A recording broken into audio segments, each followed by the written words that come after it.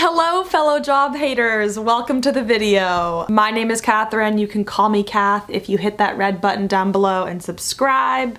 And if you're already subscribed, it would be a huge help to give this video a thumbs up. Today we will be getting into a seemingly simple but actually very complex question that has just ran through my DMs ever since I started talking about my relationship to labor and a little anti-work sentiment on my channel. That question being, how do I work when I don't believe in the market economy that my work is contributing to? AKA just like, I don't care about a career, but I still have to show up and sell my labor. So where does that leave me? How do I reconcile, political beliefs with jobs that most often do not support them? And that, as my 7th grade Spanish teacher would say, is un toughie. It really is. I was talking with a friend when I was in New York, and what my conversation with my friend distilled for me is really that there is not gonna be this one perfect job that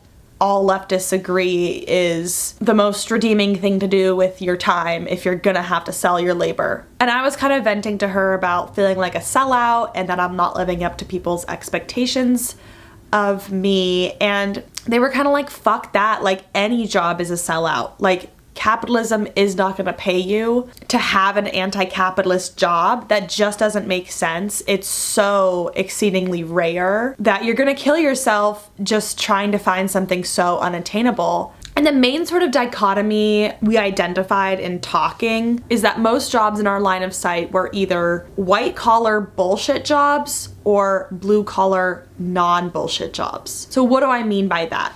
A blue-collar non-bullshit job would be a bartender, a postal worker, working at a framing store, in that your output is very tangible. You can see the results that you're working towards. There's a clear outcome, and when you're on the job, like you're pretty busy for the duration of it. Like you're not really twiddling your thumbs.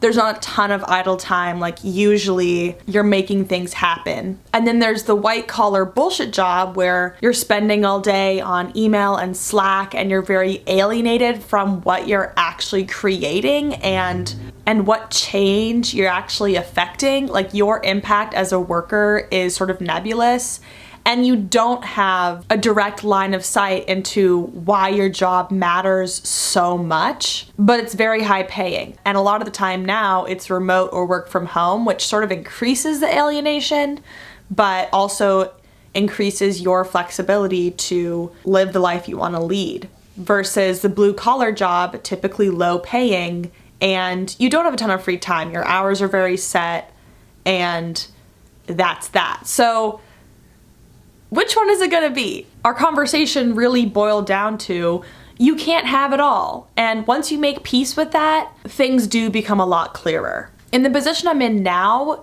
there's actually a lot more standards that a job needs to meet in order for me to wanna work it, versus when I was coming out of college and in my little neoliberal bubble, all that really mattered was that it's prestigious and they'll hire me and it pays enough. Like that's all that really mattered. Maybe that it had nice benefits, which is a lot easier of a wish list to grant than what my wish list is now, which, let's get into it. Like, how do I actually conceptualize what a good job is now? I came up with a little strategy to address that sentiment for myself, and I thought I'd share that with you all today.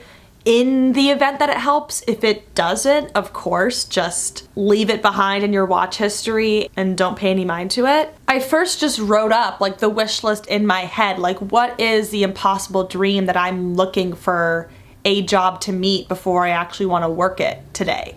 And the factors I came up with are, number one, remote work from home flexibility. I no longer want to be surveilled in an office by a boss all day and have all of my activities be policed. Number two, availability of time off. Number three, low stress levels. I've put myself under so much pressure and an undue amount of stress up until this point. It is just not worth it to me to have a really high, challenging, fast-paced job.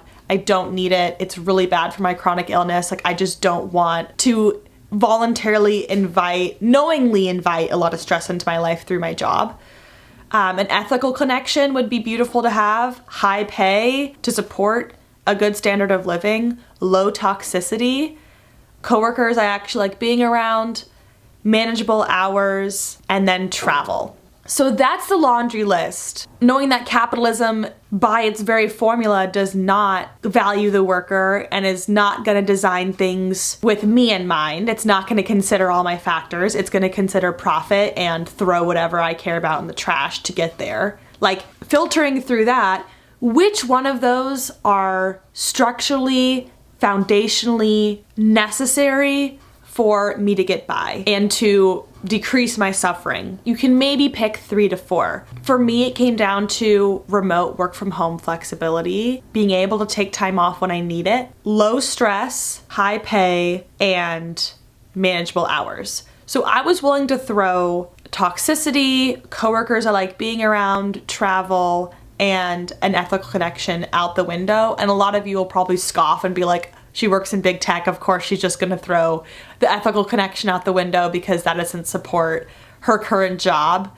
But it's like, hey, I get where you're coming from. I know that we're all idealists and we think that we can do better. And do I think I can do better than ethically what I'm doing right now? Yeah. Do I think I can do a lot worse? Yeah.